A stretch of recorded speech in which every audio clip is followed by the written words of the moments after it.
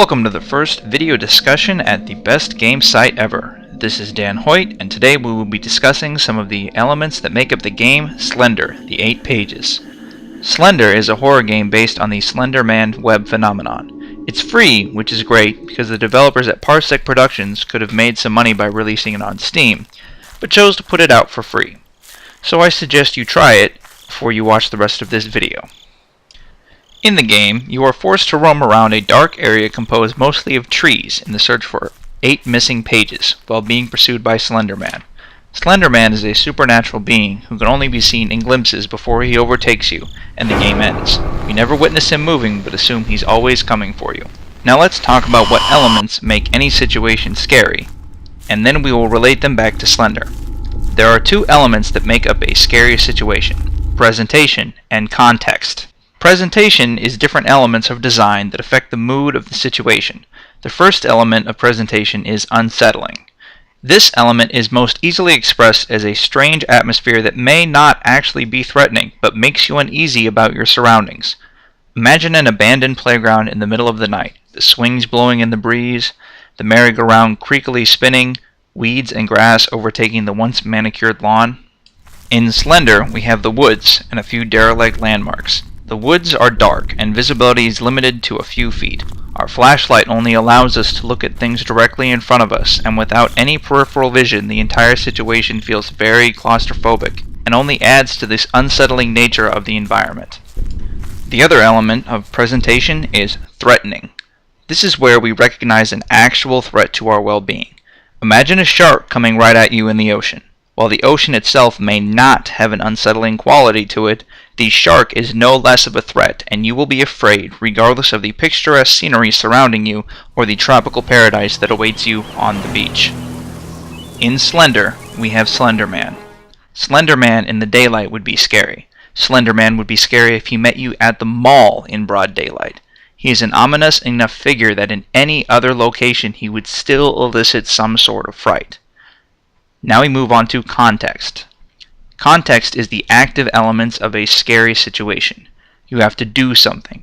Context is a hierarchy of 3 increasing levels of fear: suspense, startling, and tension. Suspense is being forced to act in that unsettling situation. It is having an objective and being forced to try and accomplish it. It is being in that abandoned playground in the dark and having to find your way out. The difference between unsettling and suspense is the action. You have to actively try and complete an objective. In Slender, we have our search for the 8 pages. Our goal is to explore that unsettling environment to find the pages. Even without any Slender Man in the environment, this would still have a certain level of suspense, since the woods are a creepy place, regardless of the presence of any menacing supernatural demonic entities. Startling is the sudden appearance of a perceived threat. The threat may not actually be real, but we perceive it to be, and it scares us. Imagine crossing that playground and an owl screeches in a tree. Startling is where most games end up when they want to be scary.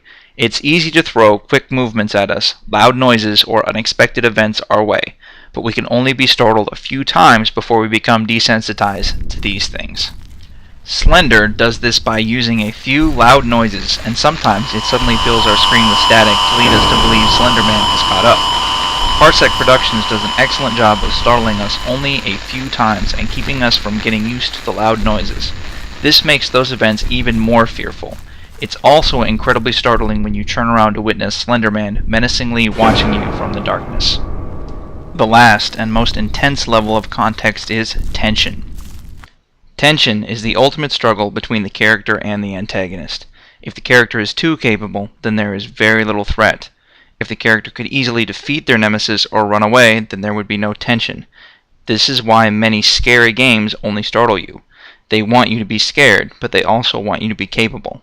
Think about how Doom 3 became less scary after you got some of the more powerful weaponry. The game could still startle you, but you could whip out the BFG 9000 and handle it. Which is why most horror games end up less scary. The developers could only go with the horror game for a while before they moved into an action game. I've heard a ton of gamers complain that they didn't like the limited aspect of the flashlight in Doom 3, but the flashlight served to make us feel weak. If we could have clearly seen all of our enemies, then the game would have become a gory first-person shooter, but not a really very scary game.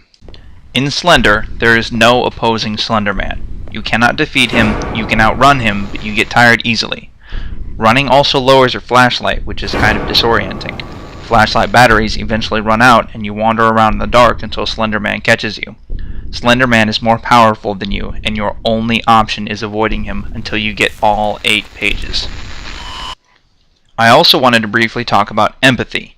None of this works unless you empathize with the situation. This is true whether the character is meant to be an avatar for you or a fully developed character struggling against a zombie apocalypse. If you don't feel as though you share some bit of the experience with the protagonist, then there will be no way for any of this to work. In Slender, our character is meant to be a blank avatar for us to experience the game through. You, the player, are supposed to be the one exploring the woods, not Jill Valentine, Harry Mason, or Isaac Asimov. It's supposed to be you, the player. To recap, Slender is an excellent horror game because it places you in an unsettling environment and forces you to try and complete a task while avoiding an unstoppable antagonist before your time runs out. It does startle you, but it also makes excellent use of tension by forcing you to avoid Slender Man throughout the game. It also utilizes the concepts of presentation and context. It even succeeds in making us empathize with the protagonist by offering a blank slate to represent the player. Oh yeah, one more thing.